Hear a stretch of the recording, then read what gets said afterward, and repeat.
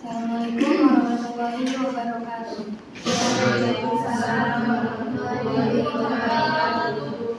Perkenalkan, nama saya Naila Safarah Nadina.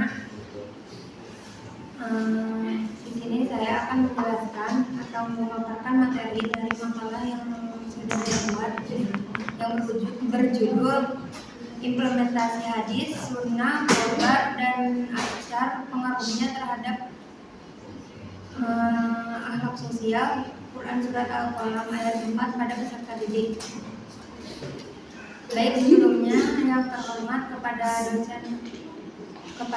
Ibu dosen Dr. Indri Nirma Yunizul Besa SPDI MAG selaku dosen pengampu mata kuliah Sistem Pembelajaran Quran dan Hadis. Sebelumnya, makalah saya di sini berfokus pada pentingnya implementasi hadis, sunnah, khobar, dan atsar sebagai sumber utama ajaran Islam yang berfungsi melengkapi Al-Quran.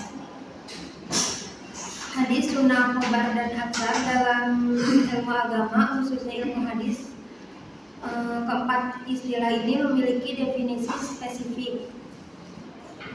Meskipun seringkali digunakan secara bergantian sebagai rujukan ajaran Islam, hadis secara terminologi didefinisikan sebagai segala ucapan, perbuatan, dan segala keadaan atau cakupannya diperluas oleh atau perilaku dari Nabi Muhammad SAW. Bahkan cakupannya diperluas oleh sebagian ahli hadis untuk memasukkan riwayat yang ada dalam kitab sejarah. Sementara itu, sunnah secara etimologi berarti jalan atau kebiasaan yang terpuji maupun yang jelek. Menurut muhaddisin, ahli hadis,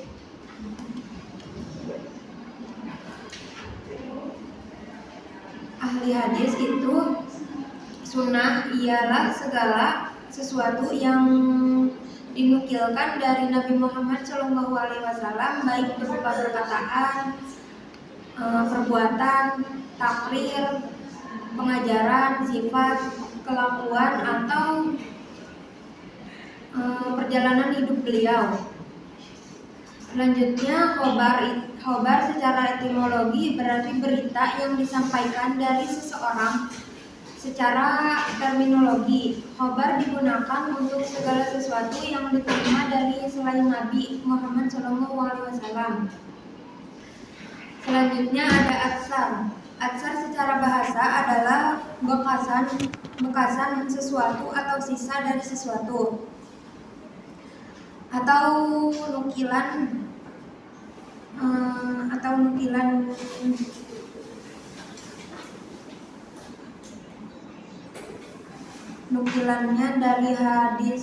dari khobar dan hadis.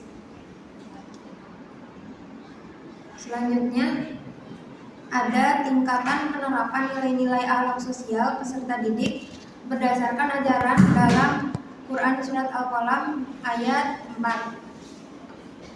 Dari pengertian sering kita dengar kata akhlak, karakter, etika, moral, atau sering pula kita menganggap sama makna keempat kata tersebut karena seolah-olah telah menjadi kata-kata yang bersinonim.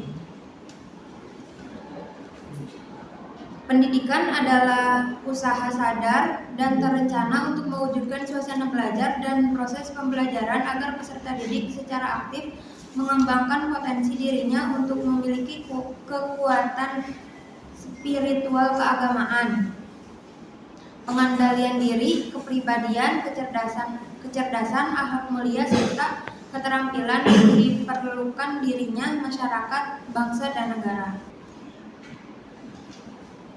Akhlak juga merupakan bentuk jamak dari kata huluk yang bermakna adat kebiasaan.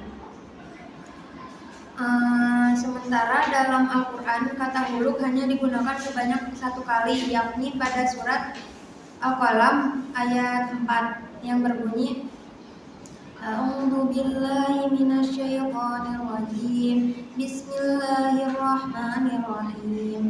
Wa innaka la'ala khuluqin 'azim. dan sesungguhnya engkau benar-benar berbudi pekerti yang agung. Quran Surat Al-Qalam ayat 4. Pesan moral yang ada di dalam ayat tersebut itu akhlak atau moralitas yang tinggi bukanlah sekedar pelengkap, melainkan inti dari ajaran agama. Seseorang dinilai bukan hanya dari ibadahnya, tetapi juga dari bagaimana ia berinteraksi dan berperilaku terhadap sesama dalam lingkungannya. Selanjutnya di sini ada solusi. Solusi utama dalam peningkatan akhlak sosial itu adalah